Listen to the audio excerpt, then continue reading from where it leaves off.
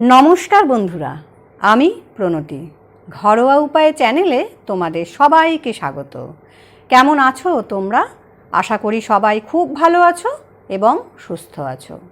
ঘরোয়া উপায় চ্যানেলে আমি ঘরোয়া উপায়ে বিভিন্ন সমস্যার সমাধান কিভাবে করি সেই বিষয়গুলোই তোমাদের সঙ্গে শেয়ার করি। আশা করি তোমাদের উপকারে লাগবে। এই ভিডিওটি দেখে যদি তোমাদের উপকার হয় এবং ভালো লাগে তাহলে লাইক, শেয়ার এবং সাবস্ক্রাইব করতে ভুলো না। পাশে থাকা বেল আইকনটি প্রেস করে দিও নোটিফিকেশান পাওয়ার জন্য।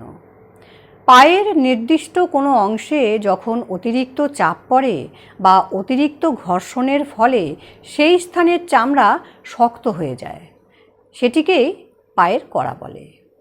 এটি দেখতে অনেকটা ভুট্টার দানার মতো হয়। এটির রং সাদা, হলদে বা ফ্যাকাশে হতে পারে। কিছু কিছু পায়ের কড়া অত্যন্ত বেদনাদায়ক হয়, আবার কিছু কিছু কড়া বেদনাহীনও হতে পারে। এটি সাধারণত সঠিক মাপের জুতো না পরলে হয়। যেমন খুব বেশি টাইট জুতো পরলে পায়ে কড়া পড়তে পারে। নিয়মিত হাই হিল পরলে হতে পারে। এছাড়াও খালি পায়ে যেখানে সেখানে ঘুরে বেড়ালে পায়ে কড়া পড়তে পারে। কিন্তু এটি আমরা বাড়িতেই খুব সহজে সারিয়ে তুলতে পারি, কারণ আমাদের কাছে ঘরোয়া উপায় আছে তো। তাহলে আর দেরি না করে দেখে নাও পায়ের কড়া দূর করার ঘরোয়া উপায়। রেমেডিটি বানানোর আগে আমরা পাটা পরিষ্কার করার জন্য একটি গামলায় নিয়ে নেব। পা ডুবে যায় এরকম হালকা গরম জল নিয়ে নেব। এবার এই জলটার মধ্যে আমরা মিশিয়ে নেব নুন। এরকম 1 চামচ নুন নিয়ে এই গরম জলটার মধ্যে মিশিয়ে নেব। তারপর এর মধ্যে পা ডুবিয়ে রাখবো 5 মিনিট। 5 মিনিট পর এই রকম কোনো পিউমিক স্টোন বা ঝামা দিয়ে পাগুলোকে ঘষে পরিষ্কার করব। পায়ের তলাগুলোকে এইভাবে ঘষে পরিষ্কার করে নেব এবং যেখানে কড়া পড়েছে সেই জায়গায় যদি খুব বেশি ব্যথা না থাকে তাহলে সেই জায়গাটাকেও এরকম করে ঘষে আমরা পরিষ্কার করে নেব। পরিষ্কার করা হয়ে গেলে খুব সুন্দর করে পা শুকনো করে মুছে রেমেডিটি অ্যাপ্লাই করব। এবার সেই রেমেডিটি আমরা বানাবো। এই রেমেডিটি বানানোর জন্য আমি নিয়ে নেব 2 কোয়া রসুন। এই রসুনটাকে গ্রেট করে নিতে হবে।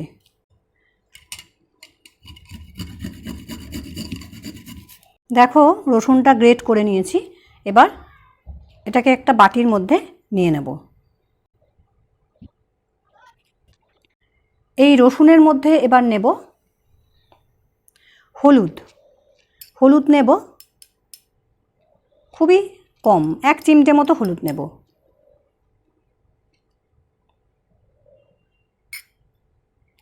আর নেব 4 ফোঁটা লেবুর রস।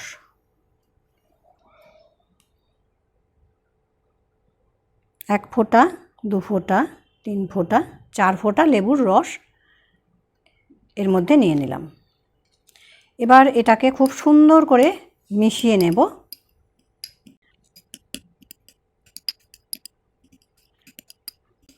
রসুনটাকে বাটার দরকার নেই, রসুনটা কিন্তু এরকম গ্রেট করে নিলেই বেশি ভালো হবে।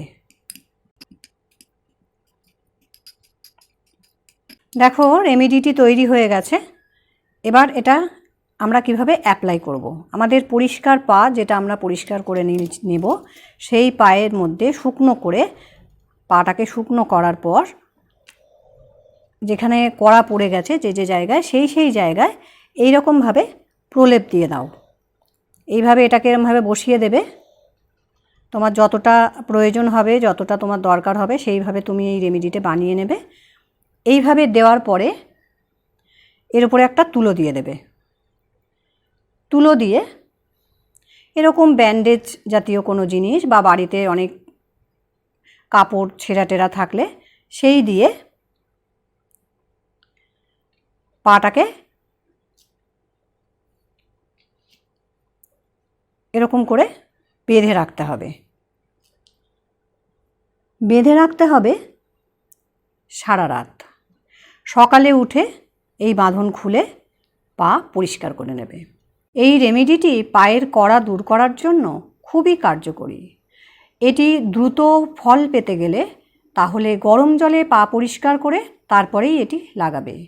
তবে যাদের সময় নেই তারা গরম জলে পা পরিষ্কার করাটা স্কিপও করতে পারো, কিন্তু সেক্ষেত্রে এটি সারতে হয়তো একটু সময় লাগবে। ভিডিওটি ভালো লাগলে কমেন্টে জানিও। কোনো প্রশ্ন বা পরামর্শ থাকলেও করতে পারো। আজ এই পর্যন্ত। দেখা হবে অন্য কোনো ভিডিওয় অন্য কোনো সমস্যার সমাধান নিয়ে। সবাই খুব ভালো থেকো, সুস্থ থেকো, নিজেদের যত্ন করো আর পায়ের যন্ত্রণাদায়ক কড়া থেকে মুক্তি পাও। টাটা।